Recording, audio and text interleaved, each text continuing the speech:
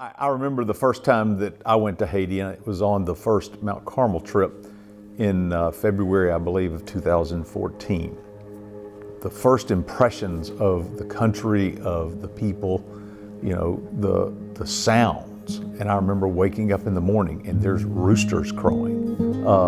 The sights, you know, the first time that I saw the orphanage, the first time we saw those two buildings that had been built, the first time I saw the runway of the little bitty airport that we were going to supposedly land this little bitty plane, the first time you held one of those children and the gradual tightening of their grip on you as they became more comfortable with you and they didn't want to let go.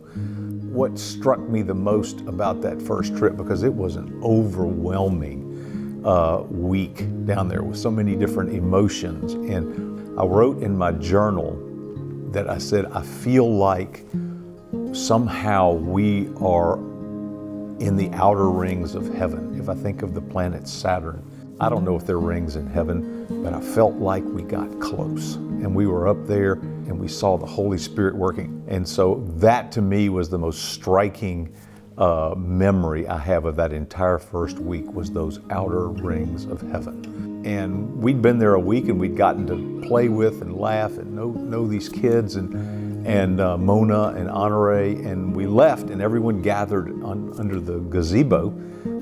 And there were kids scattered everywhere, sitting on your laps, hanging on your neck. And Honore thanked us for coming. Mona, this is heartfelt, tear-filled, almost wailing type of thank you for coming. Thank you for your tears. And she said, your tears are different. He said, others have come and seen these children and they've cried, but they never came back. And you all saw, and then you started this and you came on this first trip and you brought all of these people. And she said, we have nothing to give you. And it was like, she'd already given us so much, and those kids had given us so much.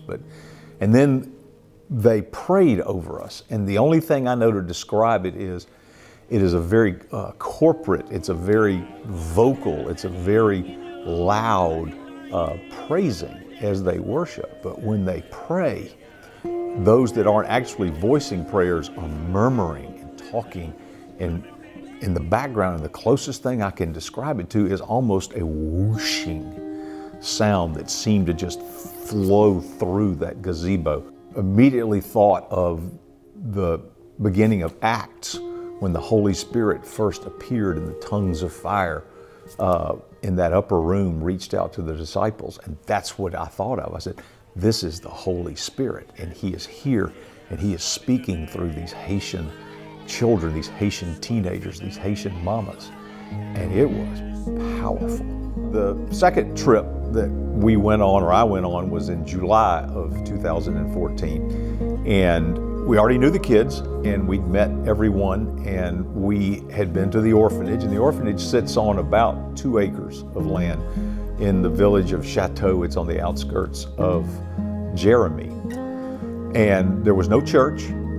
There was no place for these people to worship. And so we gathered in front of the buildings where we thought the church might possibly go when it was built someday. We gathered hands and we prayed. I remember Honore praying, and he raised his hands, and he was claiming the land for what would become the Emmanuel Children's Village and for this church that was to be built. And as we were praying, a very light mist, light rain, almost imperceptible, started falling.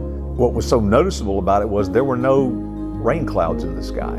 And it didn't rumble thunder, it didn't pour, it just lightly misted for the duration, basically, of that prayer.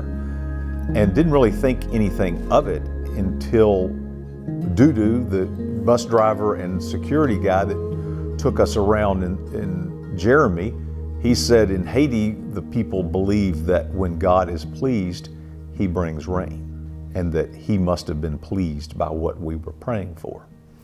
2 days after we got home, the entire amount of money was given to build that church. 2 days. And the donor, the only stipulation the donor made was that it has to be anonymous, because the gift is given to the glory of God. That was it. And so that's kind of the story of how the church was prayed over, provided for, and ultimately built.